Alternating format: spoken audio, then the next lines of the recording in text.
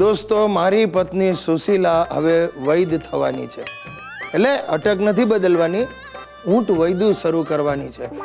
અરે ઘરમાં બેઠી બેઠી રોજ જાત જાતની ફાકીઓ અને ગુટિકાઓ બનાવે છે. અરે સગાવાલાઓને અને સોસાયટીમાં મફતમાં વેચે છે. આ મને પેટ સાફ આવે એ પહેલાં એણે કંઈક ઈંટના ભૂક્કા જેવો પાવડર મને ખવડાવ્યો. સાહેબ, એ ભૂક્કો ખાઈને મારા પેટમાં ગોળો ચડ્યો.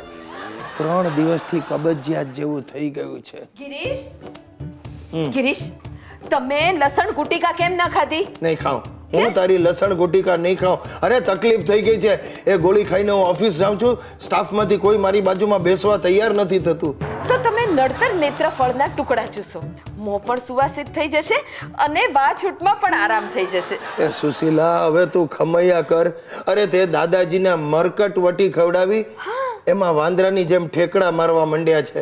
આ બાપુજીના ગુટકા બંધ કરાવીને તે ગુટિકાઓ આપી, એમાં એમની સાઈઝ નાની ઘરોળી જેવી થઈ ગઈ છે. અરે ભાઈ, મારા પર તો તું અખતરા કરતી જ નહીં, ને તો ટૂંક સમયમાં આપણું ઘર પ્રાણી સંગ્રહાલય જેવું બની જશે. તમે મારા પતિ થઈને મારા સંશોધનમાં મને સાથ નહીં આપો. તને સાથ આપવા જતાં હું સાફ થઈ જઈશ. મારા નામની આગળ સ્વ લાગી જશે અને તારે આ બધા કલરફુલ સાડલા છોડી ને સફેદ સાડલા પહેરવાના વારા આવશે. કાલથી બધું બંધ, બસ. પણ આજે આ ગરદબ માલતી ચૂરણે ચાટી જાઓ. ગરદબ માલતી ચૂર્ણ બહુ અસરકારક છે. લો, ચાટી જાઓ. પણ તું મને સુશીલા, આ છેલ્લી વારનું છે. હા, ચાટી જાઓ, ચાટી છે, બધો ત્રાસ છે. બરાબર બરાબર. બરાબર પણ ચાટી ગયા. કેવું લાગ્યું?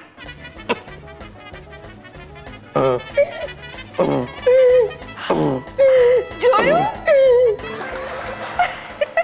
મિત્રો, આ ગુજ્જુભાઈ ગિરીશ કુમારના જીવનમાં હવે સોનાનો સૂરજ ઉગશે. મારો હિતિયો બદલાઈ ગયો છે, ભણવા માંડ્યો છે.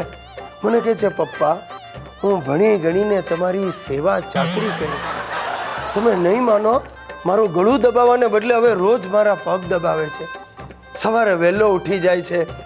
બાજુવાળા નિરંજના બેનને મારી જેમ જ સ્માઇલ કરીને ગુડ મોર્નિંગ કહે છે.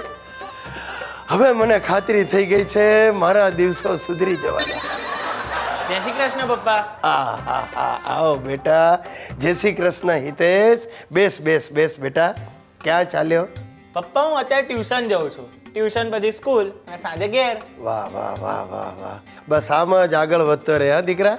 પપ્પા, મને આગળ વધવા માટે તમારી થોડી મદદની જરૂર છે. અરે બોલ ને બેટા, શું મદદ જોઈએ? મેં અને મારા મિત્રએ ઇવેન્ટ મેનેજમેન્ટનું શરૂ કર્યું છે, તો એમાં થોડા પૈસાની જરૂર છે. Event management? દીકરા મારા, તું હજી તારા ઇવેન્ટ મેનેજ નથી કરી શકતો, તારે ગામના ઇવેન્ટ મેનેજ કરવા છે બેટા. પપ્પા, તમે મને અંડર એસ્ટિમેટ ના કરશો. પપ્પા, અમે 2 જણાના લગ્ન કરાવી આપ્યા છે. લગ્ન? હા. કોના? મારા સર અને મારા લેડી ટીચરના. એમનું ઘણા વખતથી મેનેજ નહોતું થતું, તે અમે મેનેજ કરાવી આપ્યું. હે? હા, અને એ લગ્નમાંથી અમને 8,000નો પ્રોફિટ થવાનો છે. દીકરા, જરા ધીરો પડ. આ તારા પ્રોફિટમાં ક્યાંક મને ફિટ ના આવી જાય. જો તારી આ ઉંમર નથી બિઝનેસ કરવાની, હમણાં ભણવામાં ધ્યાન આપ.